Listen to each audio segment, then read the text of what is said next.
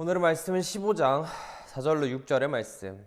제가 가진 성경 신약 259페이지에 기록되어져 있습니다. 로마서 15장 4절로 6절의 말씀.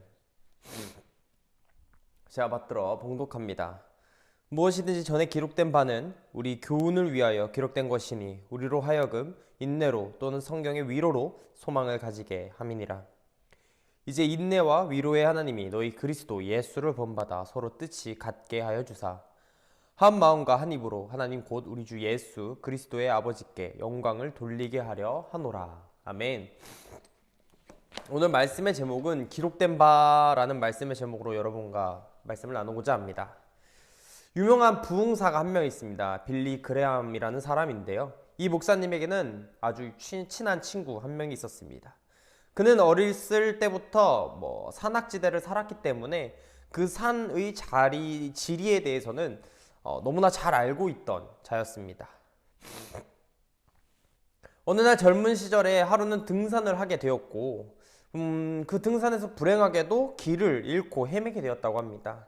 다행히도 산속의 오두막집을 살고 있는 노인에게 도움을 받아 큰 위기는 모면했을 수 있었는데 그 노인은 그에게 다음과 같이 이야기했다고 합니다.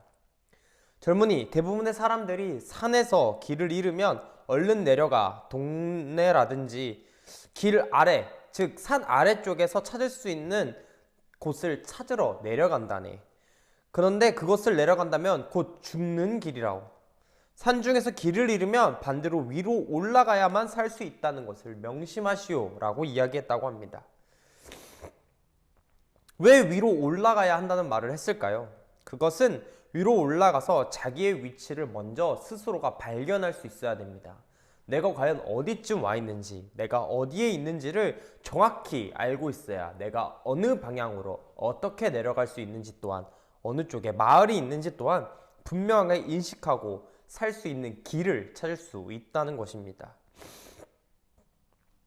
우리 그리스도인들을 또 이 아래를 내려다보고 아래로 내려가면 즉 멸망의 길에 다가가는 길이겠죠. 그러나 위에 계신 하나님을 바라보고 위로 올라가게 된다면 그것은 살고자 하는 길, 즉 은혜를 받아들이는 길이 될 것입니다. 그렇다면 오늘 말씀을 통해서 우리는 어떠한 길을 가야 되는가? 우리가 가야 하는 길은 삶의 길이어야 하는데 과연 우리는 그 길을 잘 가고 있는가? 오늘 말씀을 통해서 우리가 달려가야 할 길이 과연 무슨 길인지에 대해 여러분과 이야기를 나눠보고자 합니다. 이 로마서 4절을 다시 한번 살펴보면 무엇이든지 전에 기록된 바는 우리 교훈을 위하여 기록된 것이니 라고 이야기하고 있습니다. 여기서 전에 기록된 바라는 것은 무엇을 말하는 것일까요? 그것은 구약 성경을 가리키는 전체적인 의미를 내포하고 있습니다. 이것은 오늘 우리에게 적용시킨다면 구약과 신약, 즉 성경의 전체를 모두를 의미한다고 볼 수 있겠죠. 즉 기록이라는 것은 신구약 성경 66권을 모두 가리키는 것이며 이것은 우리를 교훈하고 우리로 본받게 하기 위해 기록되었다라는 이야기입니다. 성경은 실로 방대한 양을 담고 있는 책입니다. 성경은 약 600년 동안 걸쳐 기록된 문서로서 10가지 이상 다양한 기록 수단에 의해 대부분 모든 문학 형식을 다양한 양식의 방체로 사용하고 쓰였습니다. 쓴 기록자만 해도 2930명 정도에 당대하는 많은 인물들을 등장시키고 있고 1551곳에 해당되는 광범위한 지리적 장소가 등장하며 66권, 1189장이라는 엄청난 분량 속에 등장인물 또한 수십만 명에 달합니다. 그러나 이러한 다양성에도 불구하고 모든 성경은 성도들에게 교훈을 주기 위한 목적에서 성령의 영감을 받아 성경 기자들에 의해 주도 면밀하면서도 모든 일관성을 가지고 기록되었다라는 점에 우리는 주목해야 합니다. 그러므로 바울은 디모데후서에서 이렇게 이야기합니다. 모든 성경은 하나님의 감동으로 된 것으로 교훈과 책망과 바르게 함과 의로 교육하기에 유익하다라고 이야기하고 있습니다. 또한 페이슨이라는 목사는 우리는 이 놀라운 성경에서 수많은 사람들에게 위로나 교훈을 주지 못했거나 참회하는 슬픔의 눈물과 감사에 넘친 기쁨의 눈물을 흘리게 하지 못한 구절은 단 한 구절도 찾아볼 수 없다라고 이야기하고 있습니다.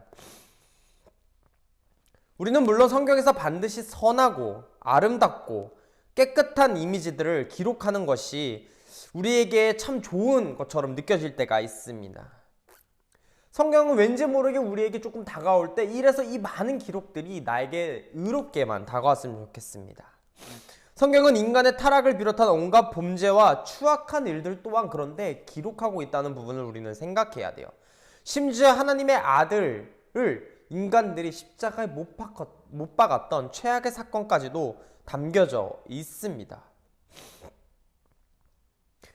그렇게 이 많은 좋은 것만 기록돼도 모자랄 성경책에 나쁜 것 또한 왜 기록되어져 있을까요?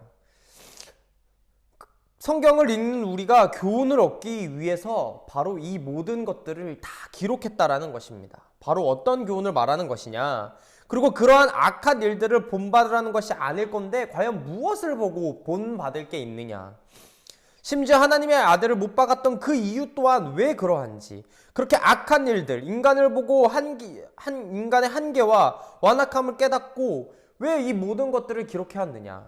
바로 다른 것들이 아닌 스스로를 경계하며 회개하도록 하기 위해서 주님은 이 모든 것들을 기록하셨습니다.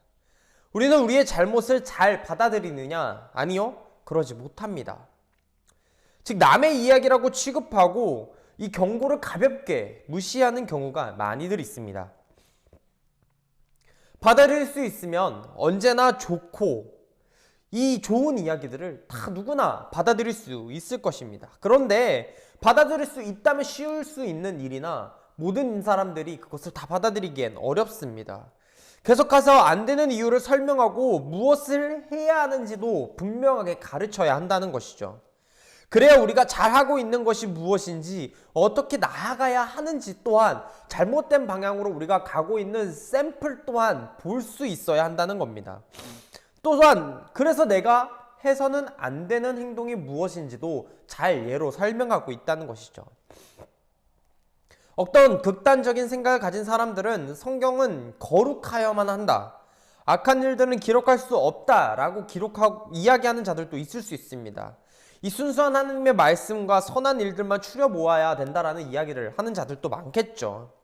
그러나 이는 지극히 잘못된 오해이고 잘못된 생각들입니다. 성경은 그 자체로 하나님의 계시이며 이 말씀들은 우리에게 모든 교훈으로 다가오게 됩니다. 그러므로 우리는 어떠한 일에도 성경을 가감 없는 경우로 삼고 우리의 모든 것들을 받아들일 수 있는 준비가 되어야 합니다. 성경은 66권 내용 전체가 우리에게 주시는 하나님의 교훈이자 하나님의 말씀임을 우리는 기억해야 합니다. 그리하여 성경을 대할 때 선하고 아름다운 일을 만나면 그대로 본받아야 하며 악한 일을 만나면 그것을 교훈으로 삼아서 다시는 그러한 죄악에 빠지지 않도록 우리는 노력해야 한다는 것을 알아야 합니다. 성경을 사랑하는 마음으로 그래서 우리는 바라봐야 하죠. 주님이 주시는 교훈을 우리의 유익으로 그래서 바꿔서는 안 됩니다. 그렇기에 잘 믿는 믿음으로 우리가 해야 할 것은 결국 무엇일까요? 자신의 자랑을 드러내는 것, 나의 의를 드러내어 만국에 공표하고 자랑하는 것, 나의 만족으로 그치는 것이 아닐 것입니다. 이 모든 게 아니라는 거죠. 바로 6절의 말씀처럼 주님의 이름을 영광 돌리기 위해 우리는 성경의 말씀을 읽고 배우고 깨닫는 것입니다. 사도 바울의 마음속에 있던 그의 사역의 끊임없는 원동력은 바로 이 소원, 곧 하나님께 영광을 돌려야 한다는 소원이 있었다는 것입니다. 성도들 모두가 한 마음으로 일치되어야 하는 이유도, 자신보다 남을 먼저 섬겨야 하는 그 이유도, 그의 지칠 줄 모르는 이 열심 또 오로지 하나님의 영광을 받기 위함, 그 모든 이유들은 이 영광 받으실 주님의 기쁨 그 하나만을 바라보고 달려 나갔다는 것입니다. 이는 그리스도께서 원하는 소원입니다. 뿐만 아니라 우리에게도 동일한 소원이 되어야 한다는 것이죠.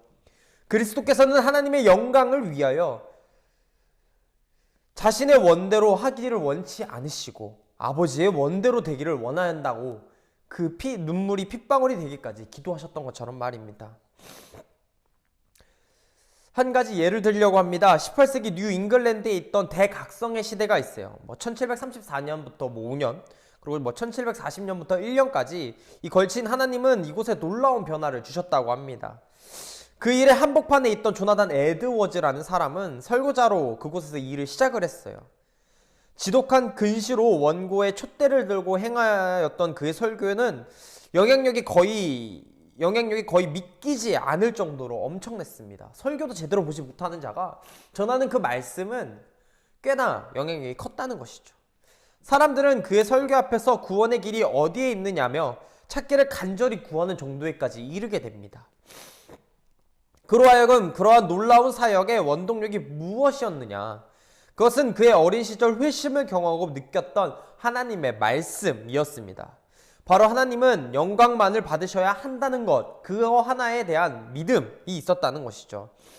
그의 목적은 자신이 하나님의 목적으로 끝나는 것이 아니라 수십 개의 조항을 만들고 이를 결심하면서 그는 내가 나아가야 할 길이 무엇인지 되돌아보고 주님의 선한 영향력이 펼쳐질 수 있도록 나를 사용해야 했다는 것입니다. 그의 믿음과 확신은 비난과 비판으로 가득한 설교임에도 끝없이 달력하였습니다. 그가 잘못되었다라는 지적을 받을 때도 그는 계속했었죠. 그에게는 목적이 단 하나였습니다. 바로 하나님의 영광을 드러나게 하는 것이었다는 것이죠. 결국 그의 행위로 인해서 이 대각성 운동은 매우 커지게 되었고 여러 인물들도 중요했지만 그 에드워즈뿐만 아니라 많은 인물도 중요했지만 에드워즈도 이 대각성을 일으키는데 꽤나 큰 공을 세웠던 인물이 되고 맙니다. 이로 인해서 많은 사람들이 구원을 받게 되죠. 우리는 간혹 혼돈하며 살아갑니다. 나의 영광을 위해서 복음을 전하는 것인지 하나님의 영광을 위하여 복음을 전하는 것인지 헷갈릴 때가 있다라는 거죠. 나의 행위가 오로지 주님을 위한 행위가 되어야 한다는 사실을 잊어버릴 때가 많이 있습니다. 그렇기에 우리는 변하지 않도록 노력해야 합니다. 성경의 이야기를 통해서 말입니다. 잘 나가고 있는지 알려주는 것은 바로 주님의 말씀이라는 것입니다. 그렇게 말씀을 손에서 놓지 않는 여러분이 되시길 바랍니다. 기록된 바 주님은 오로지 우리를 사랑하사 독생자를 내어주셨고 주님의 말씀대로 우리는 주님의 영광을 돌리기 위해 살아가야 한다는 것이죠. 주님이 주시는 말씀은 우리에게 변화를 주시기도 하지만 나의 방향이 잘 가고 있는지 이정표의 역할도 할 때가 있습니다. 그 이정표의 역할이 오늘 기록된 모든 성경의 말씀이라는 것이죠. 한 주간 살아가시면서 과연 나의 방향이 잘 가고 있는지 되돌아보시고 나의 방향이 옳지 않았다 느껴질 때면 주님의 말씀을 통해 기록된 것이 무엇인지 되돌아보시고 나의 길을 어떻게 걸어가야 되는지 다시 한번 생각하시면서 선한 그리스도인의 길을 찾아가시는 여러분이 되시기를 간절히 바라겠습니다. 다 같이 주기도문으로 예배를 마칩니다. 하늘에 계신 우리 아버지여, 이름이 거룩히 여김을 받으시오며 나라가 임하옵시며 뜻이 하늘에서 이루어진 것 같이 땅에서도 이루어지이다. 오늘 우리에게 일용할 양식을 주시옵고 우리가 우리에게 죄 지은 자를 사하여 준 것 같이 우리 죄를 사하여 주시옵고 우리를 시험에 들게 하지 마시옵고 다만 악에서 구하시옵소서. 대개 나라와 권세와 영광이 아버지께 영원히 있사옵나이다. 아멘.